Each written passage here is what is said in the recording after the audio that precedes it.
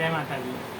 मेरा नाम संजू पामेचा है और मेरे इस चैनल में आज एक नया टॉपिक लाया हूँ रुद्राक्ष के ऊपर। श्रावण का महीना चालू है और हम रुद्राक्ष को लेकर के बहुत ही उत्सुक रहते हैं। कोई रुद्राक्ष की माला पहनता है तो कोई रुद्राक्ष के दाने। तो हमको पता होना चाहिए कि ये रुद्राक्ष के पीछे का रहस्य क्या है और ये रुद्राक्ष के अंदर भी अपनी एक चुंबकीय शक्ति होती है और उस चुंबकीय शक्ति की खुद अपनी पोलैरिटी होती है। जैसे कि पृथ्वी की नॉर्थ पोल और साउथ पोल, उत्तरी तारा और दक्षिणी तारा, तो उसी प्रकार के रुद्राक्ष के अंदर भी एक अपने पोलर रीजन होते हैं, ऊर्जा का क्षेत्र होते हैं।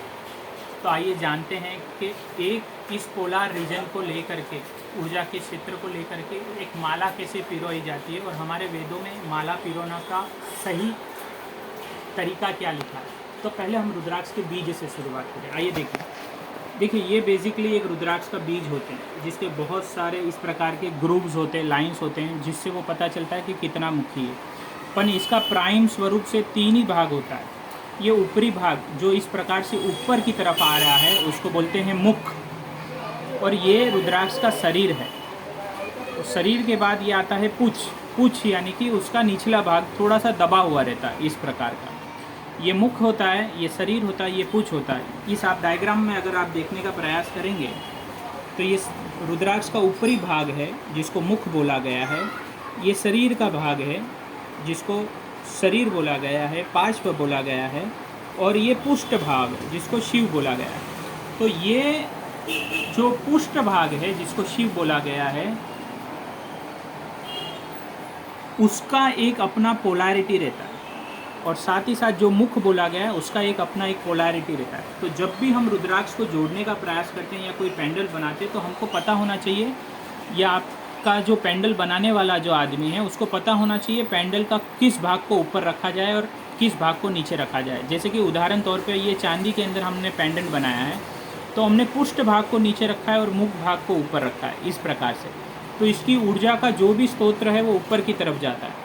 तो इन तीनों पॉइंट को अलग अलग नामों से बुलाया जाता है। जैसे मुख को ब्रह्मा भी बुलाते हैं, शरीर को विष्णु बुलाते हैं और पूंछ को शिव बुलाते हैं। तो ये इस प्रकार से इसकी पोलैरिटी रहती है। तो इसी प्रकार से माला पिरोते वक्त भी हमको ध्यान रखना है। जब हम ये इस माला को पिरोते हैं तो एक मणि के मुख को दूसरे मणि के मुख से जोड़ना रहता है, उसी प्रकार इस मणि के पूंछ को दूसरे मणि के पूंछ से जोड़ना रहता है।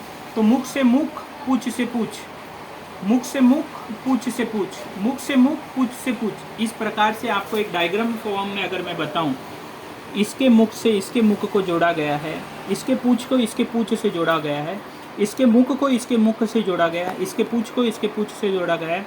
तो अगर हम पोलैरिटी के फॉर्म में बताएंगे तो हमारी माला इस प्रकार से बनती है: minus plus plus, minus minus plus plus, minus minus plus plus, minus minus plus plus, मुख मुख ब्रह्म ब्रह्म, मुख मुख ब्रह्म ब्रह्म, मुख मुख ब्रह्म ब्रह्म।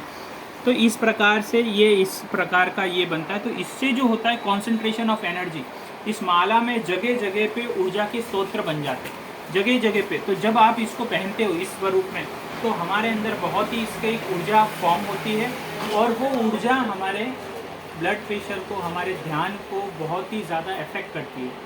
इसके अफेक्शन के वजह से क्या होता है, ये माला सिद्ध कही जाती है।